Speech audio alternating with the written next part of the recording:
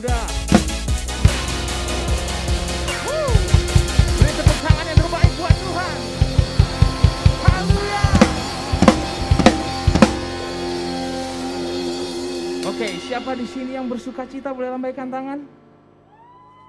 Oke, buat yang bersuka cita boleh gua undang buat bangkit berdiri, teman-teman semua.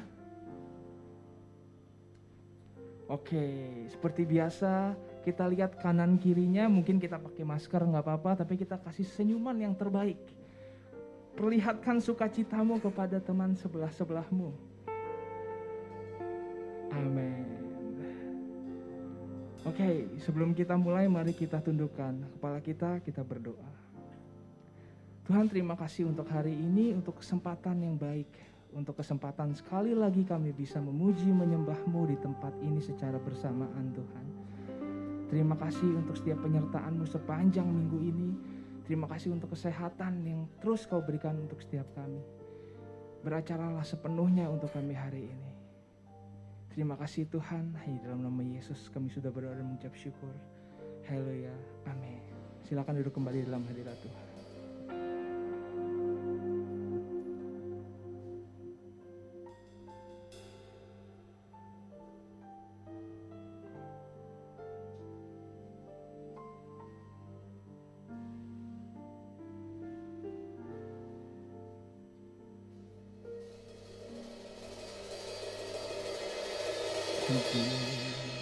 Dalam segala janjinya tak berubah, apa yang sudah difirmankan terjadi saat kita percaya. Meskipun 1000 tangan manusia menarikmu jatuh, namun Tuhan yang bela, tangannya sanggup membuatmu naik ke gunung. Percayalah, Tuhan yang bela.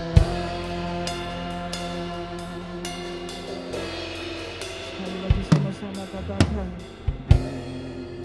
dalam segala janjinya tak berubah, apa yang sudah difirmankan terjadi saat kita percaya. Sekali lagi dari awal katakan, segala janjinya tak berubah, apa yang sudah difirmankan, amin, terjadi saat kita sama-sama kita katakan. Meskipun 1000 tangan manusia menarikmu jatuh, namun Tuhan yang bela, tangannya sanggup membuatmu naik ke gunung. Percayalah, Tuhan yang bela. Meskipun 1000 tangan manusia menarikmu jatuh, namun Tuhan yang bela, tangannya sanggup membuatmu naik ke gunung. Percayalah, Tuhan yang bela. Yuk teman-teman, kita nyanyikan sekali lagu ini dari awal. Sama-sama katakan, dalam segala janjinya tak berubah,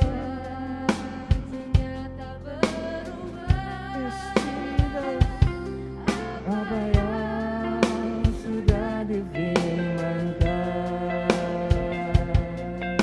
terjadi saat kita percaya.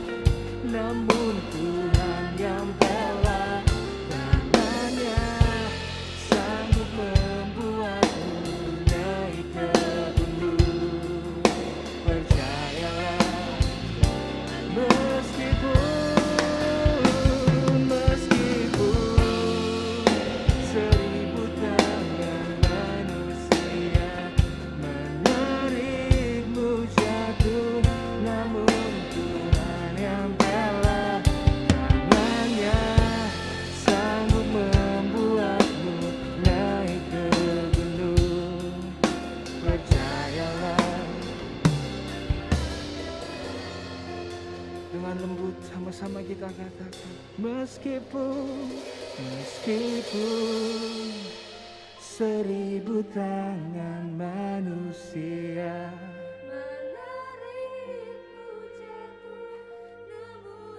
lebih lagi anak-anak muda katakan, sanggup membuatmu naik ke gunung.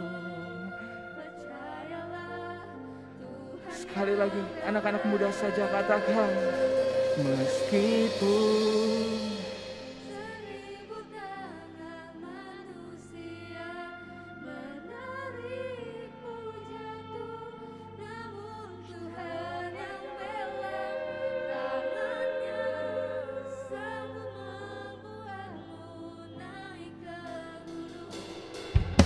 percayalah Tuhan yang bela, meskipun 1000 tangan manusia menarikmu jatuh, namun Tuhan yang bela tangannya sanggup membuatmu naik ke gunung. Percayalah Tuhan yang bela.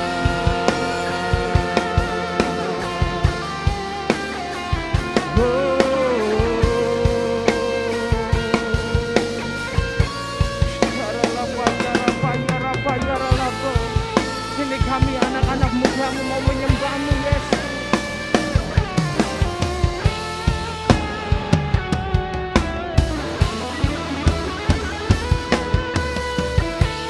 Ada pelangi di setiap badan, dan ada tawa di setiap air mata. Ada berkat di setiap cobaan, dan jawaban di setiap doa.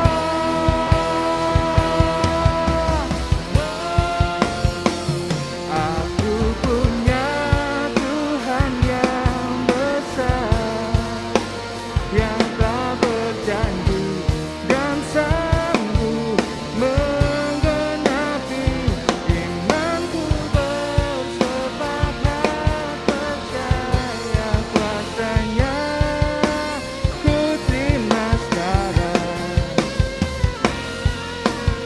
Aku undang jemaat semua untuk bangkit berdiri sambil kita katakan sekali lagi, aku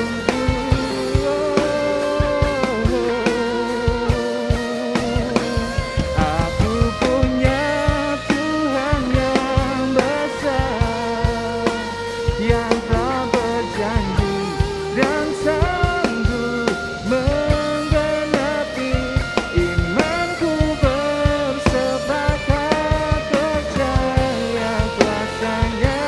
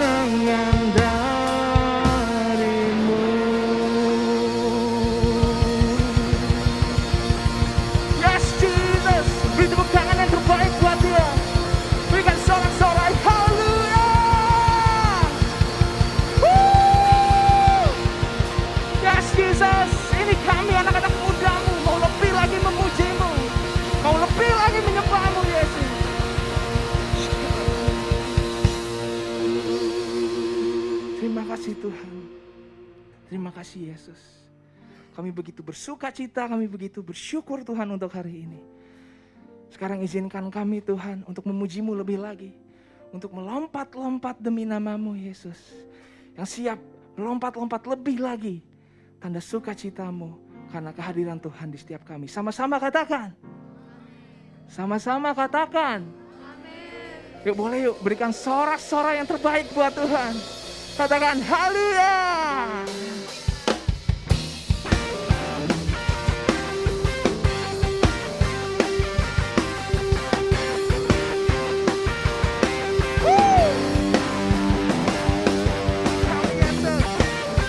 Kami mau melompat demi nama-Mu. Kami mau bersuka cita karena-Mu Yesus.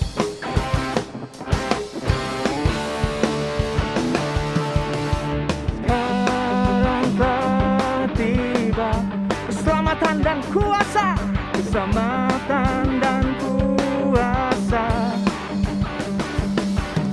pemerintahan Allah kita, rasanya yang diurapinya, karena telah dilemparkannya, para pendakwa kita. Sekarang telah tiba keselamatan dan kuasa dan pemerintahan Allah kita, kuasanya yang diurapinya, karena telah dikeraskannya para pendakwa kita. Oleh darah anak domba, oleh kesaksian kita, iblis dikalahkan, kuasanya dihancurkan oleh darah anak domba. Katakan haleluya.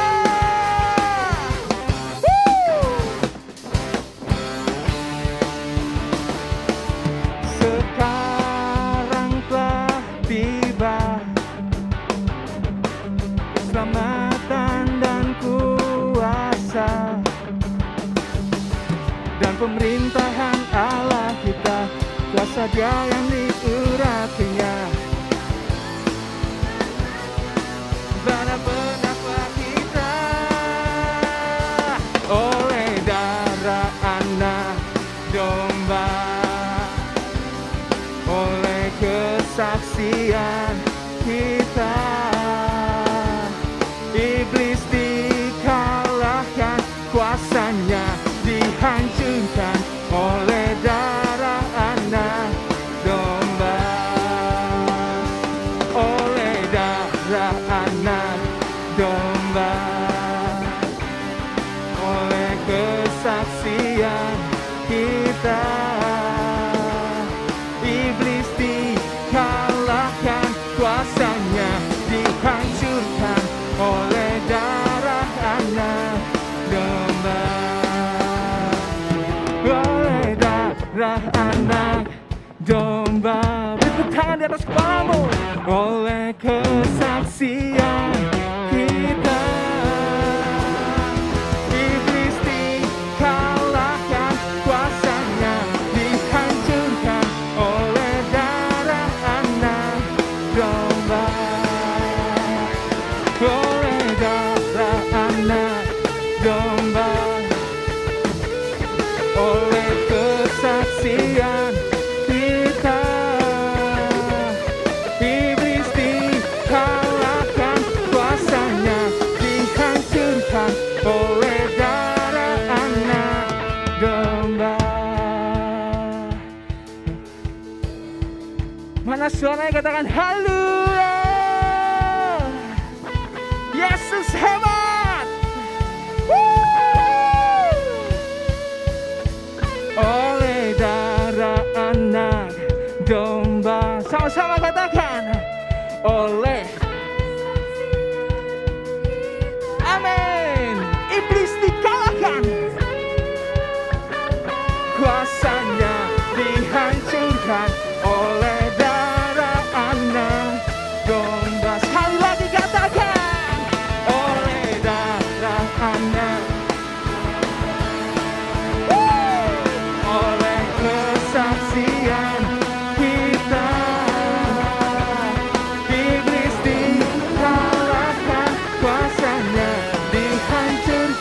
oleh darah anak domba,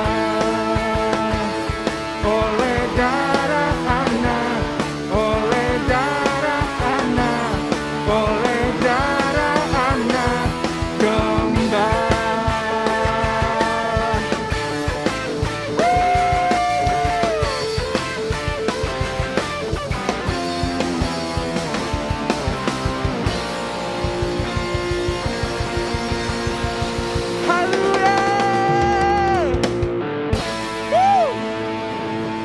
Boleh sekali lagi bersorak-sorai demi namanya. Haleluya. Terima kasih Tuhan, terima kasih. Terima kasih untuk segalanya Tuhan. Silakan duduk kembali dalam hadirat Tuhan, anak-anak muda. Yes.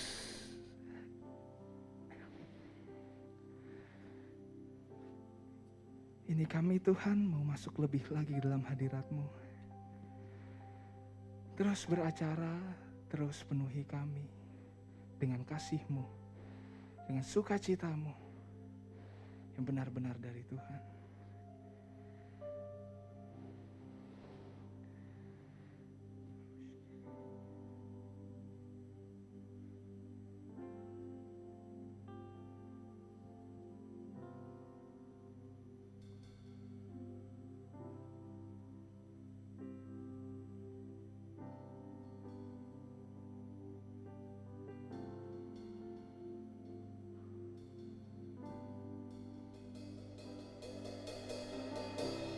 Bapa, Kau mendengar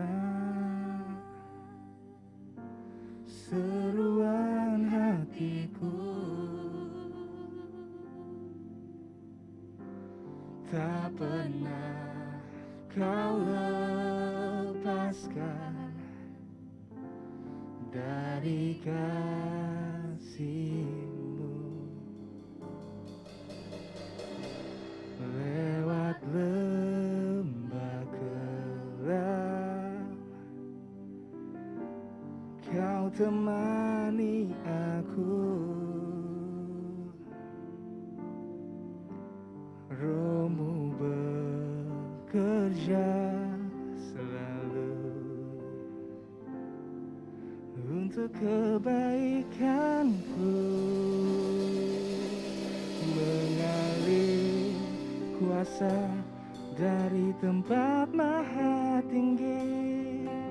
Bapa Kekal mulia, Kau hadir di sini, memulihkan hati, menyembuhkan yang terluka.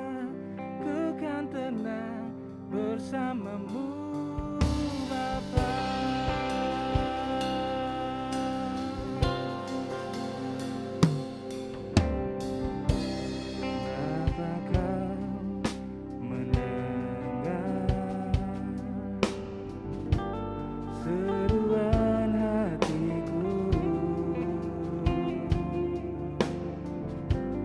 Tak pernah Kau lepaskan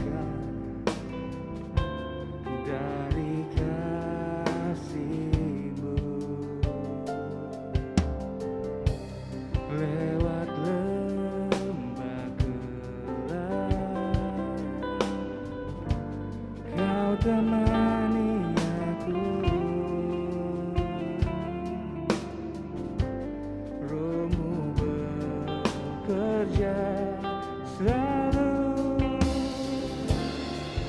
untuk kebaikanku,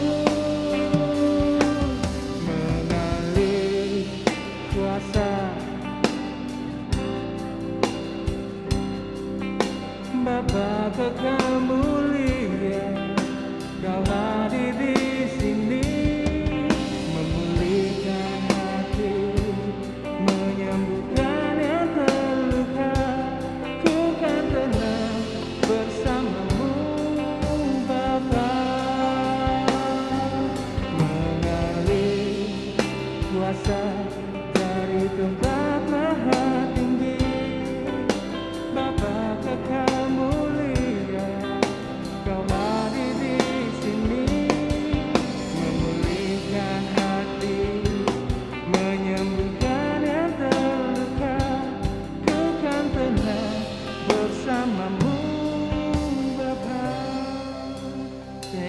dari Allah. Imat saja katakan, Bapakah. Ini seruan hati kami Tuhan.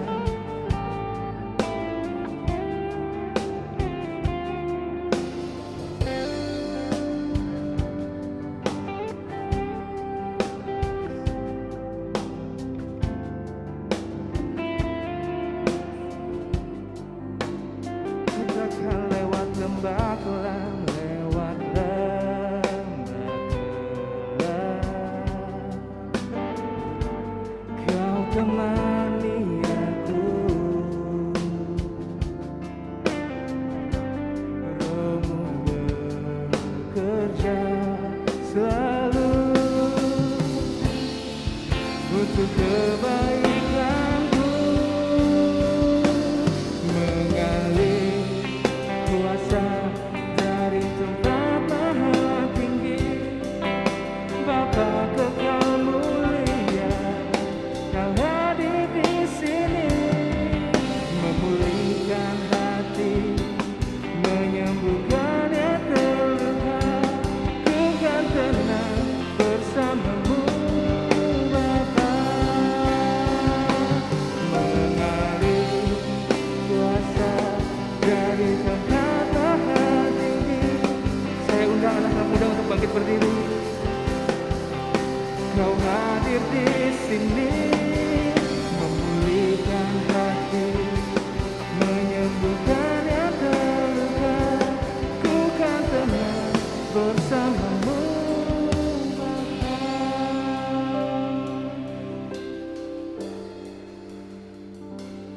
Mengalir kuasa dari tempat maha tinggi.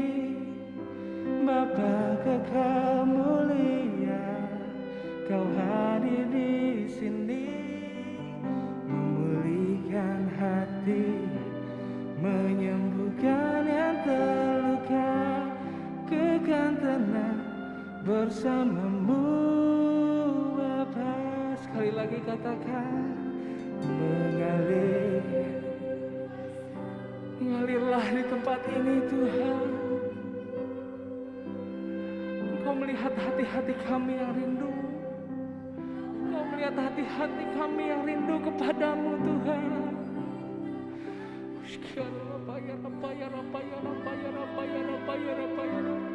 Ku kan tenang bersamamu Bapa.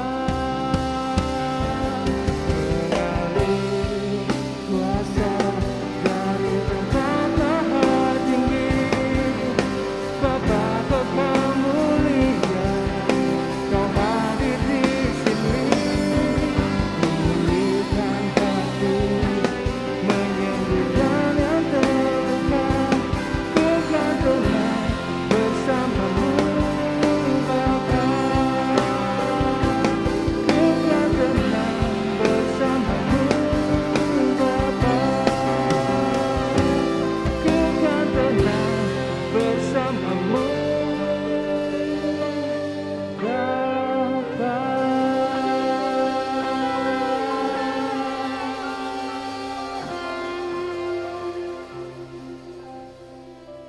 Terima kasih Tuhan, terima kasih Yesus.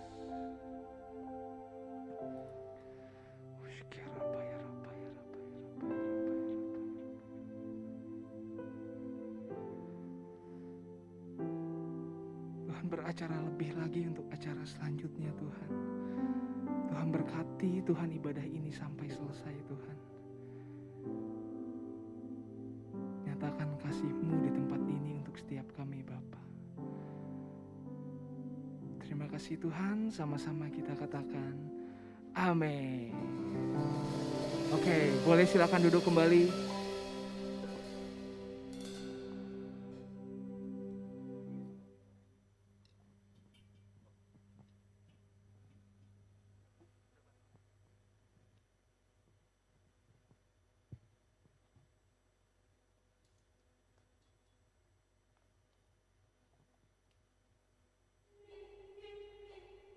Suatu waktu ada seorang penjudi yang punya utang sebesar 10 triliun kepada bandar judi yang sangat kejam. Bandar judi itu mengancam untuk menyiksa dirinya dan keluarganya dan akan membunuh mereka jika tidak bisa membayar.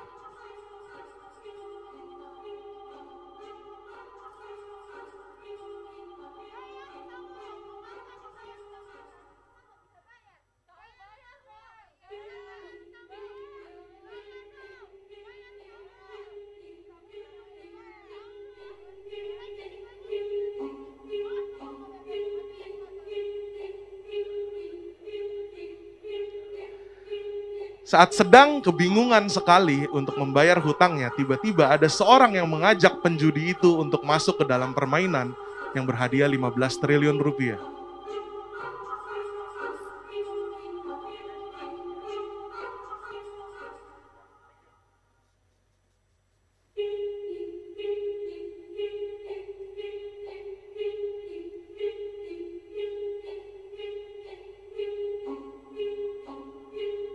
Si penjudi pun akhirnya mendaftarkan diri dan permainan pun dimulai.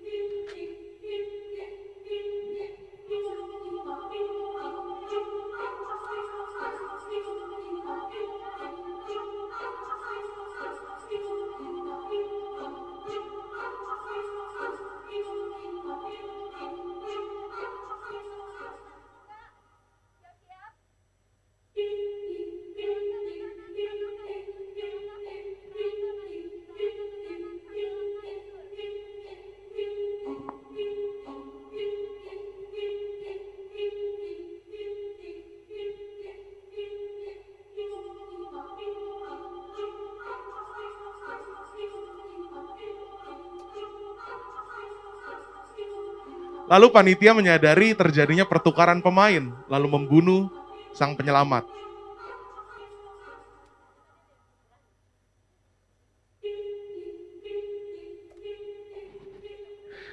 Tetapi si penjudi tidak dibunuh, hidup bebas dan membawa hadiah uangnya.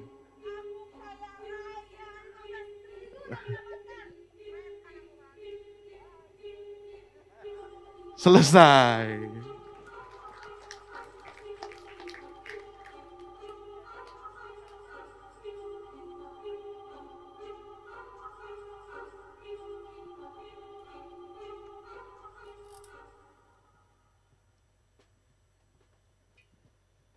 Tes. Ya, kita masuk acara Squid Game kedua.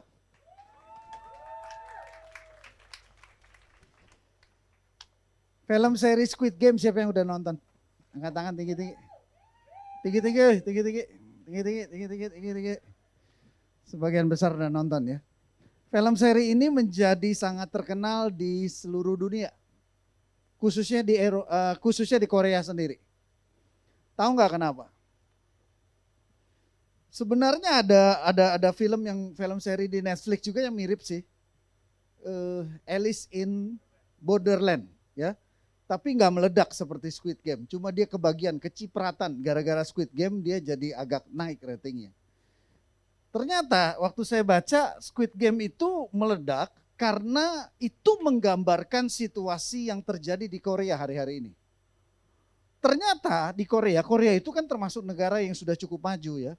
Ternyata tingkat hutang daripada pribadi, individual maupun keluarga sangat tinggi di Korea. Ya, dan dari kenyataan kehidupan sosial seperti itulah diangkat film itu. Ya, makanya orang-orang yang ikut Squid Game itu adalah orang-orang yang sangat frustasi karena dikejar-kejar hutangnya. Sangat besar, nggak mampu bayar. Bahkan kalau kita saksikan di Squid Game itu kan diberikan kebebasan untuk akhirnya mundur. Kalau sebagian besar peserta berkata batal, nggak ikut permainan, mereka boleh batal dan mundur.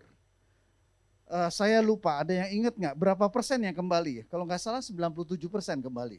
Betul ya? Ya, ternyata sekalipun mereka sudah mundur, batal, tapi karena mereka kembali dikejar-kejar hutang, akhirnya mereka bergabung kembali dengan permainan itu. Dan kita tahu, yang sudah nonton tahu ya, akhirnya yang hidup ya cuma satu orang. Sebagian besar, bukannya sebagian besar, semuanya yang lain mati. Ya, coba kalau kita bayangkan baik-baik film itu sebenarnya ya kalau dibuat begitu sih ceritanya jadi nggak seru ya. Bisa aja kan di tengah-tengah semuanya mati, betul nggak? Ya, ada permainan-permainan yang bisa membuat semuanya mati. Jadi berarti kalau benar-benar realitasnya ada Squid Game yang nggak punya pemenang, semuanya mati. Saya mau ngomong apa sih? Saya mau ngomong sebenarnya di dalam kehidupan umat manusia tuh terjadi seperti Squid Game. Yaitu semua manusia punya hutang. Hal ini terjadi gara-gara manusia ciptaan Tuhan yang pertama, Adam dan Hawa, jatuh dalam dosa. Waktu Adam dan Hawa jatuh dalam dosa, dosa masuk ke dalam kehidupan manusia. Akibatnya apa? Akibatnya semua manusia, boleh ditayangkan ininya, PowerPoint-nya. Akibatnya semua manusia melakukan dosa. Ya, judul tema khotbah kita hari ini, gue udah selamat belum ya? Siapa sih yang yakin dengan udah selamat? Angkat tangan. Yang yakin banget. Kalau hari ini kamu mati, kamu masuk surga. Angkat tangan tinggi-tinggi. Buruan. Sebelum surga ditutup pintunya. Ya, dikit banget ya, puji Tuhan. Berarti sebagian besar belum yakin. Berbahagialah saudara yang belum yakin karena engkau datang di tempat yang tepat. Ya. Nah, karena kitab Roma bilang begini, Roma 3 ayat 23, karena semua orang telah berbuat dosa dan telah kehilangan kemuliaan Allah. Dan sebab upah dosa adalah maut. Orang yang berdosa harus mati. Ya, tadi walaupun dipentaskan secuplik itu ya, kita tahu. Orang yang punya hutang sebagian besar akan mati. Hampir semuanya mati. Karena nggak kuat. Ya ikut Squid Game itu ya matilah. Gak bisa bayar utang. Ya, harus mati, harus dibayar. Utang harus dibayar. Nggak bisa.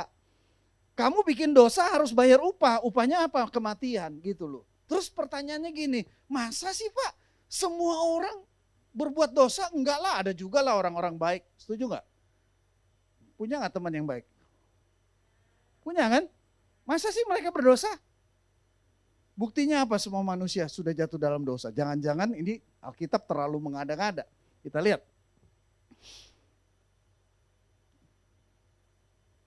Lihatin anak kecil. Atau kalian waktu kecil. Kalau kalian pernah jadi kecil. Siapa yang ngajarin dia berantem? Ada orang tua yang ngajarin gini. Kalau kamu direbut, makananmu, mainanmu, kamu direbut, hajar. Ada yang ngajarin gitu? Ada orang tuanya yang ngajarin gitu? Kalau ada saya mau kenalan sama orang tua kalian.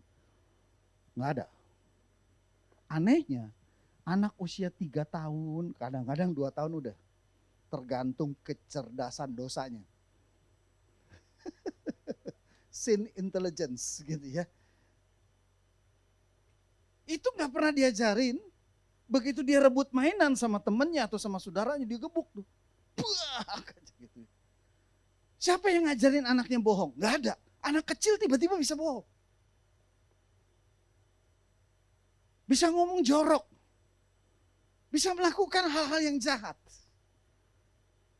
Kenapa? Karena di waktu lahir bayi yang polos itu, sekalipun dia tidak pernah melakukan dosa waktu lahir, tapi dia sudah mengandung benih dosa. Benih dosa itu ditularkan dari Adam ke seluruh manusia. Paham? Ya. Jadi nggak ada satu manusia pun yang bisa hidup tanpa dosa. Sebaik apapun dia. Contoh, di Alkitab kita kenal Rasul Paulus. Rasul Paulus itu bibit bebet bobotnya baik banget. Dari kecil itu dia sudah dipersiapkan jadi tokoh agama Yahudi pada zaman itu. Jadi dari kecil itu dia sudah dipersiapkan untuk hidup sesaleh-salehnya, sekudus-kudusnya. Dan dia belajar dari guru agama Yahudi yang saat itu paling hebat. Gamaliel namanya. Karenanya Saulus muda itu dia sangat dihormati di masyarakat. Orang hormat sama dia, ini tahu nih, ini orang saleh banget nih. Baik banget hidupnya, seperti itu. Ternyata di balik kesalehan Paulus, di dalam kitab Roma pasal ke-7, dia mengakui pergumulan dia bertahun-tahun sebelum ketemu Yesus. Dia bilang begini, aku tahu yang baik. Karena dari kecil dia udah diajarin yang baik. Dari kecil dia sudah dipersiapkan jadi ahli agama. Lingkungannya semua lingkungan orang saleh. Dia cuma bergaul sama orang saleh, nggak bergaul sama berandal segala macam. Semuanya serba baik dalam kehidupannya. Tapi ternyata dalam kehidupan Rasul Paulus dia bilang begini, aku tahu yang baik dan aku mau melakukan yang baik. Tapi yang aku lakukan selalu yang jahat. Sampai akhirnya dia teriak, aku manusia celaka. Halo, bisa ikuti saya? Ini pengakuan seorang Saulus yang di mata masyarakat begitu salehnya.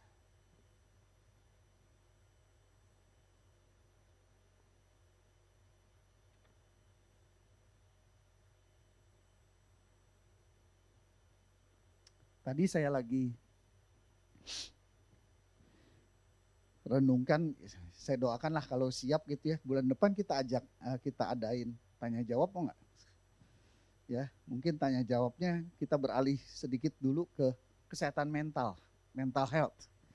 Lagi seru ya, kalau setuju panitia ya, kumpulin pertanyaan, siapin. Bulan depan kita acaranya tanya jawab aja tentang kesehatan mental. Karena begini, menarik juga, kesehatan mental ini mirip dengan dosa. Ternyata nggak ada yang steril. Ya, nggak ada seorang pun yang nggak ngalami gangguan ataupun kerusakan dalam kesehatan mental gitu ya. Jadi kita bahas ya. Hari ini kita bahas dosa.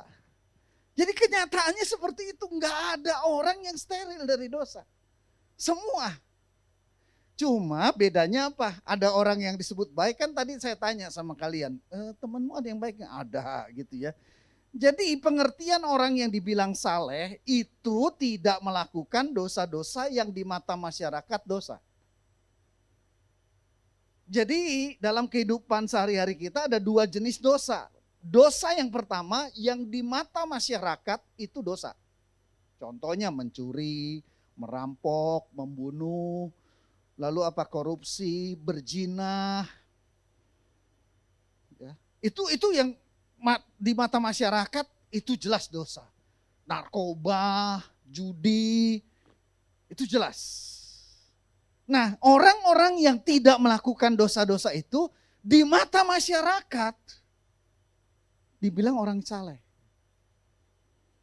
Tapi ada dosa lain, jenis dosa, kelompok lain daripada dosa adalah dosa yang di mata Tuhan dosa, sama seperti dosa yang lain, tapi di mata masyarakat bukan dosa. Contoh, misalnya nih, ada orang nih ya, suami istri misalnya, istrinya disakitin terus sama suaminya. Ya, istrinya jengkel, marah, lama-lama tuh benci sama suaminya. Tapi dia mampu menguasai dirinya, dia tetap melayani suaminya dengan baik gitu ya. Walaupun setiap kali dia masak, pingin banget dia bilang, aduh seandainya itu racun tikus aku campurin ke masakan ini. Dan waktu nanti suamiku makan, tiba-tiba mulutnya mulai berbusa-busa, alangkah bahagianya aku. Ya, atau dia lagi di kamar lihat suaminya tidur dengan nyenyak, lalu mulai terpikir bayangan begini, aduh enaknya ya, aku ambil bantal, lalu aku tutup, berontak kejet, satu waktu selesai gitu ya. Alangkah indahnya. Ini cuma dia bayangin gitu ya. Nah, kalau dia nggak lakukan, cuma ada di bayangannya, di mata masyarakat, ibu ini adalah wanita terhormat, wanita yang saleh, wanita yang baik. Tapi sayangnya di mata Tuhan, dia sama seperti seorang pembunuh. Yang ngerti teriakin amin. Bisa ngerti ya? Karena firman Tuhan bilang orang yang membenci saudaranya sama seperti pembunuh. Nangkep. Ternyata ada kelompok kedua, dosa yang tidak dianggap dosa di mata masyarakat dan banyak banget.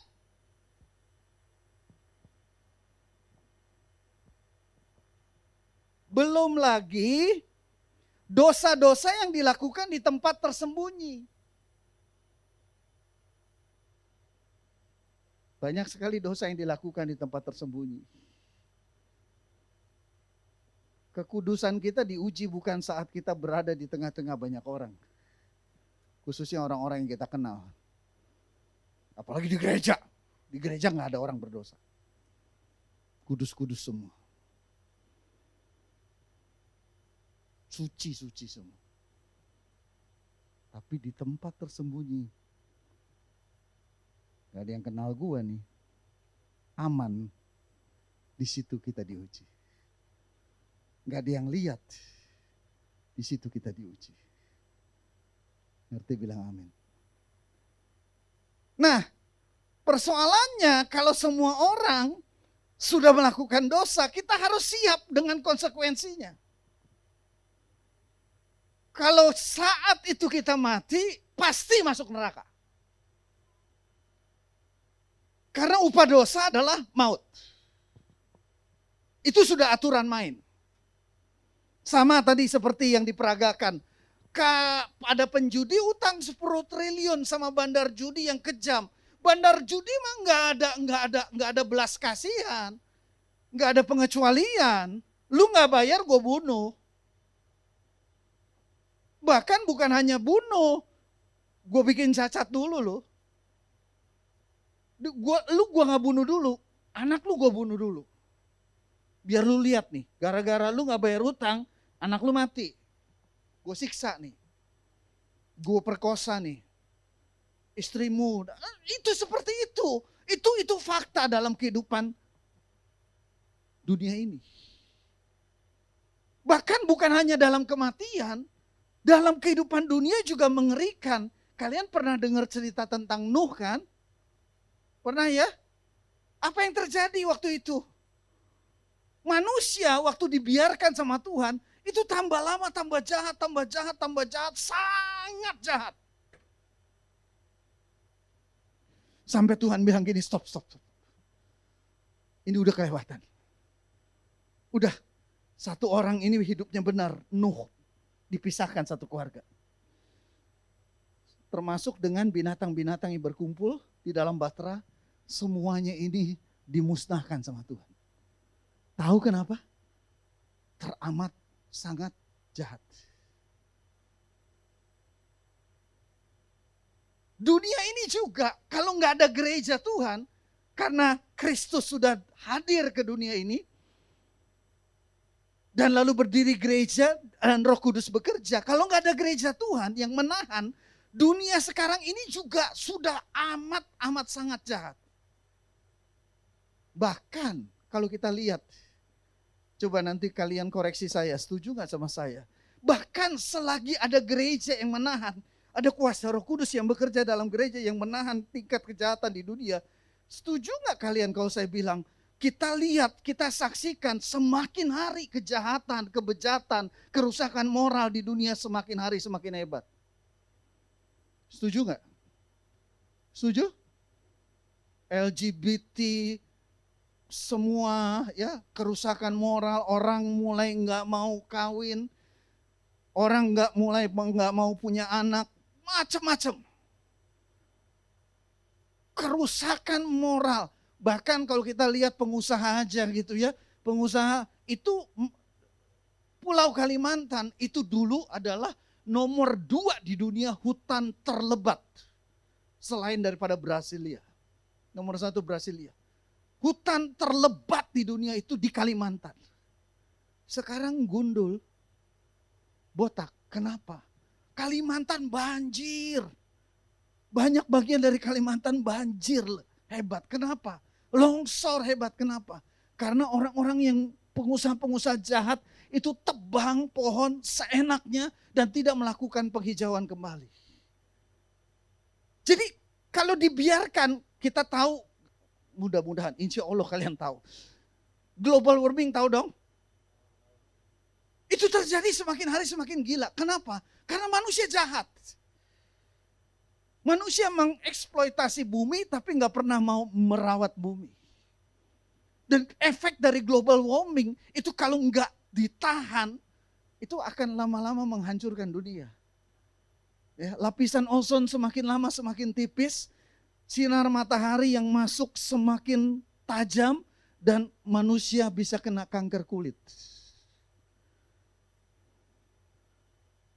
Es di kutub sudah mulai mencair, terjadi perubahan musim terjadi kekacauan musim di mana-mana, menimbulkan bencana alam yang berlipat-lipat. Jadi kalian bisa lihat bahwa manusia yang jahat ini sedang menghancurkan bumi tempatnya hidup.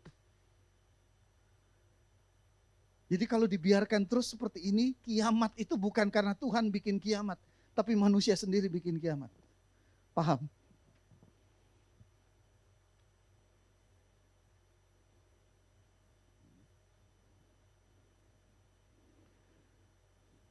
Ya Pak, tapi kan ada orang yang baik juga lah. Maksudnya walaupun dosa-dosa, tapi ya nggak jahat-jahat banget. 10 menit lagi. Waduh, nggak kelar loh. Biarinlah.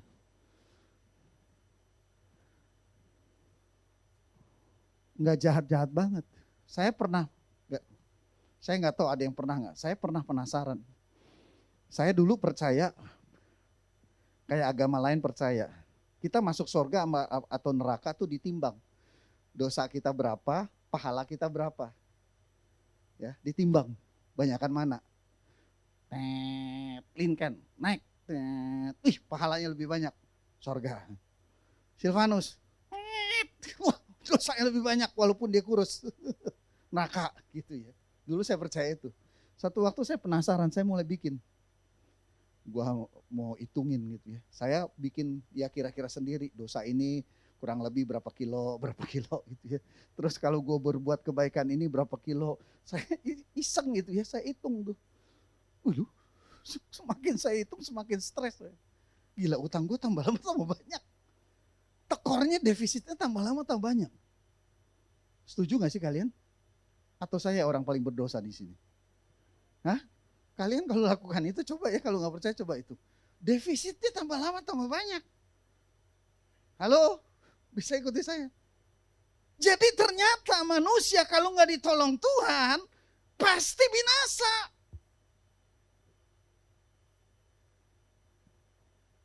Kembali ke PowerPoint, karenanya Tuhan tahu. Karena begitu kasih Allah akan dunia ini sehingga ia telah mengaruniakan anaknya yang tunggal supaya setiap orang yang percaya kepadanya tidak binasa melainkan beroleh hidup yang kekal. Sejahat-jahatnya manusia ini ciptaan Tuhan dan Tuhan mengasihi ciptaannya ini. Anak muda dengar saya baik-baik, kalian harus tahu ini. Manusia sama malaikat, mana yang lebih berharga di mata Tuhan? Manusia sama, yang benar, manusia sama malaikat mana yang lebih hebat? Malaikat lebih hebat, mana yang lebih berharga di mata Tuhan? Manusia. Kenapa? Malaikat diciptakan Tuhan jadi pembantunya Tuhan. Paham? Waktu malaikat jatuh dalam dosa, dilempar ke bumi dan Tuhan tidak turun ke bumi untuk tebus malaikat. Manusia diciptakan sebagai apa? Anak. Waktu manusia jatuh dalam dosa, Tuhan turun ke bumi. Mati buat manusia. Kalian harus sadar itu. Di mata Tuhan kalian lebih berharga daripada malaikat. Tuhan begitu mengasihi dunia ini. Tuhan tahu kalau dibiarin binasa ini semua. Turunlah Tuhan. Yesus Kristus turun. Untuk mati di atas kayu salib menebus dosa setiap kita. Supaya barang siapa yang percaya kepadanya. Katakan sama-sama, percaya kepadanya. Enggak keras, yang lebih keras, percaya kepadanya. Boleh lebih keras lagi. Percaya kepadanya tidak binasa melainkan beroleh hidup yang kekal.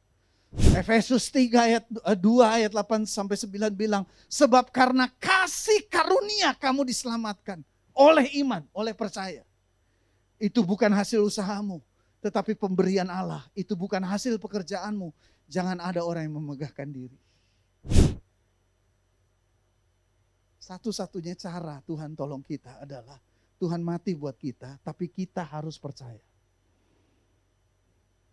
bahwa Yesus Yesus itu Tuhan. Dia satu-satunya menjadi manusia yang tidak pernah melakukan dosa. Dia dilahirkan bukan oleh benih manusia, tapi oleh karena Roh Kudus. Dia tidak pernah melakukan dosa. Karena sekalipun dia manusia, tapi dia juga 100% Tuhan. Karenanya kematiannya di atas kayu salib cukup untuk menebus semua dosa umat manusia.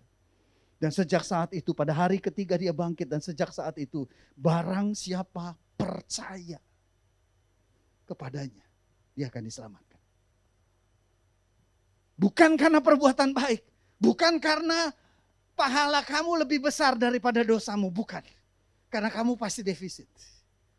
Tapi karena kamu percaya. Kamu percaya kepada Yesus. Roma 10 ayat 9 sampai 10. Sebab jika kamu mengaku dengan mulutmu bahwa Yesus adalah Tuhan. Dan percaya dalam hatimu bahwa Allah telah membangkitkan dia dari antara orang mati. Maka kamu akan diselamatkan.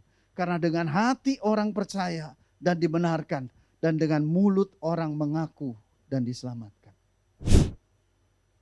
Percaya. Percaya. Hanya dengan percaya dan mengakui dia adalah Tuhan. Anak muda sederhana ya. Tidak sesederhana itu. Karena mengakui dia Tuhan, artinya dia menjadi pemilik hidup kita. Tuhan, aku gak sanggup hidup sendiri. Kalau aku hidup sendiri, aku hancur. Aku binasa, aku rusak dah pasti Tuhan. Karenanya aku percaya Engkau Tuhan. Engkau Raja dalam hidupku. Dan aku mau serahkan hidupku kepadamu. Mulai saat ini, biar Engkau tuntun aku. Untuk aku beroleh keselamatan dan hidup kekal sampai selama-lamanya. Hari ini kalian harus buat keputusan. Kekristenan tidak pernah menyelamatkan kita. Kekristenan adalah sebuah keputusan yang didasari oleh pemahaman bahwa kita orang berdosa dan kita butuh juru selamat. Juru selamat itu telah lahir dan telah melaksanakan karya keselamatannya buat kamu, dan juga buat saya. Dan dia sudah menyediakan keselamatan itu. Dan saat ini bagian kita adalah berani untuk percaya. Membuat keputusan. Bukan karena keluarga kita Kristen. Gak ada hubungan sama keluarga kita. Bukan karena keluarga kita pengerja, pelayan Tuhan, pendeta. Bukan. Gak ada hubungan dengan orang lain. Pribadi kita berkata, aku percaya. Dan aku menerima Yesus sebagai Tuhan. Apakah setelah itu kita akan pasti selamat? Yes. Pak, kalau saya jatuh dalam dosa lagi gimana? No. Selama kamu tidak pernah meninggalkan imanmu kepada Yesus Kristus. Sekali selamat, kamu tetap selamat. Dan kamu beriman bukan hanya percaya Yesus, tapi menjadikan dia Tuhan dalam hidupmu. Artinya kamu jatuh bangun, tapi kamu tetap bertuhankan Yesus. Dia Raja dalam hidup saya. Dia Tuhan, dia tujuan. God is my center of life. Selama kamu tetap berpegang teguh kepada itu. Berapa kali pun kamu jatuh, kamu tetap di dalam keselamatan. Karena Dia, Roh Kudus yang ada di dalam hidupmu akan menolongmu bangkit dan kembali berjalan bersama dengan Dia. Percaya, katakan amin. Hari ini saya mau tantang saudara. Saya berdoa, kuasa Roh Kudus bekerja saat ini. Dan buat setiap saudara yang dengar apa yang saya sampaikan. Dan kalau hari ini kamu bilang, saya sadar saya orang berdosa. Dan saya butuh juru selamat dalam hidup saya. Untuk mengampuni dosa saya. Dan untuk menolong saya hidup di dalam jalan-jalannya Tuhan. Saya enggak berdaya tanpa Tuhan.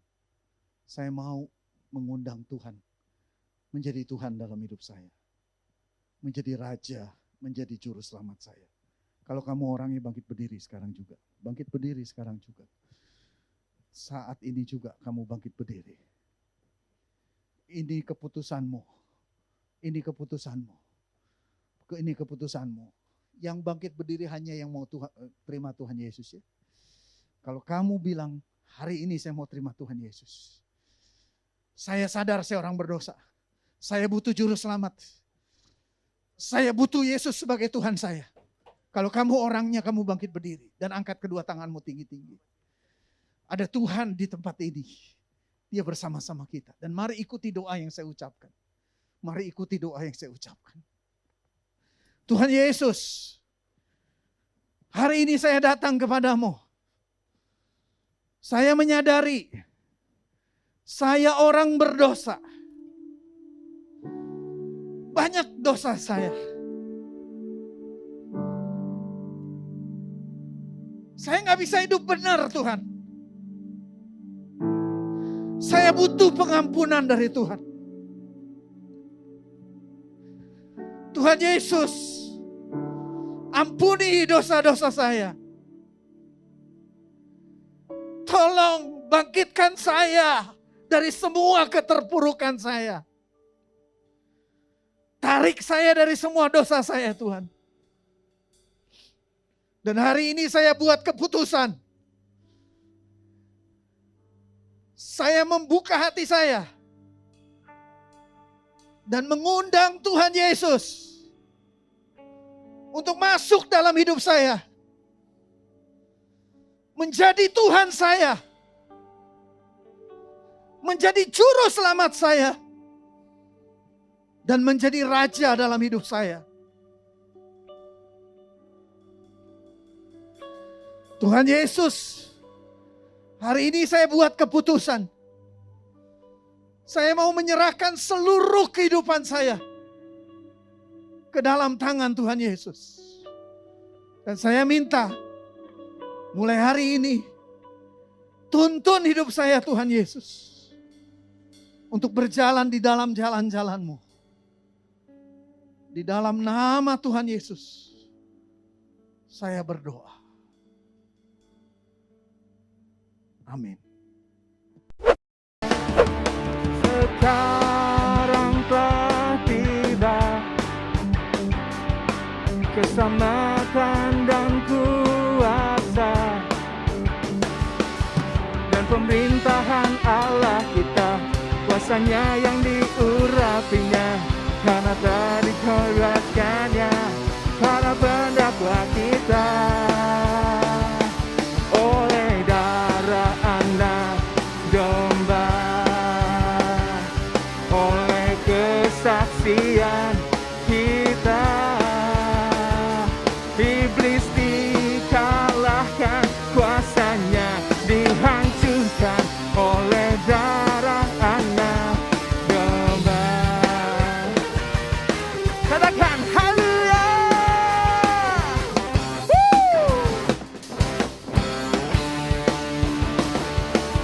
Sekarang telah tiba keselamatan dan kuasa dan pemerintahan Allah kita, kuasa Dia yang diurapinya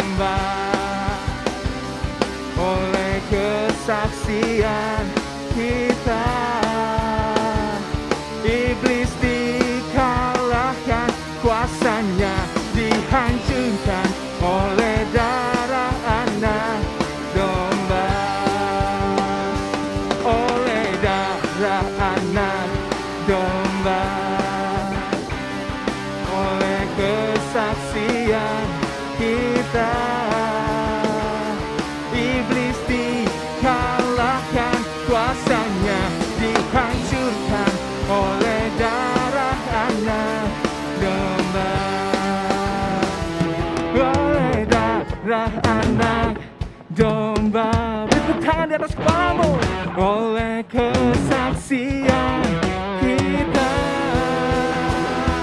iblis dikalahkan, kuasanya dihancurkan oleh darah anak domba. Oleh darah anak domba, oleh kesaksian kita,